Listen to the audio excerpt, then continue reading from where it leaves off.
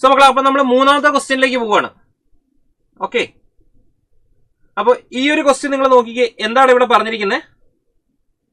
ഇത് ബയോമോളിക്യൂൾ എന്ന് പറഞ്ഞ ചാപ്റ്ററിൽ സ്ട്രക്ചർ ഓഫ് പ്രോട്ടീൻ എന്ന് പറഞ്ഞ ഒരു കൺസെപ്റ്റിനെ ബേസ് ചെയ്തിട്ടുണ്ടായിരുന്ന ക്വസ്റ്റ്യൻ ആയിരുന്നു. അപ്പൊ ഇവിടെ പറഞ്ഞിരിക്കുന്ന ക്വസ്റ്റ്യൻ എന്താ പറഞ്ഞിരിക്കുന്നത്? The alpha helix and beta plated structures of protein are associated with.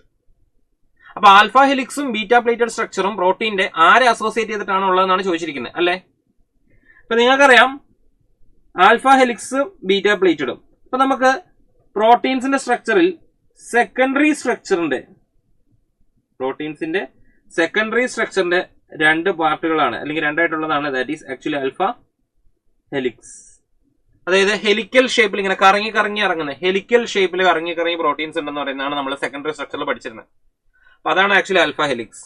And രണ്ടാമത്തെ കോമ്പിനേഷൻ ആണ് ആക്ച്വലി എന്ത്? Beta plated structures.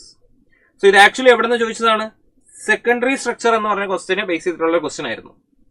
ഇത് നിങ്ങൾ NCERT നോക്കിക്കഴിഞ്ഞാൽ കൃത്യമായിട്ട് നമുക്ക് ഇതിന് ഡാറ്റ കിടക്കുന്നുണ്ട്, അല്ലേടാ?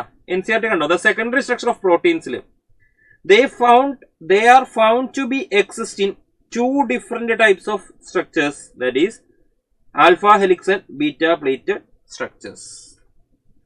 ഓക്കെ, NCERT ഡയറക്റ്റ് വന്നൊരു ക്വസ്റ്റ്യൻ ആയിരുന്നു ബയോമോളിക്യൂൾസിൽ.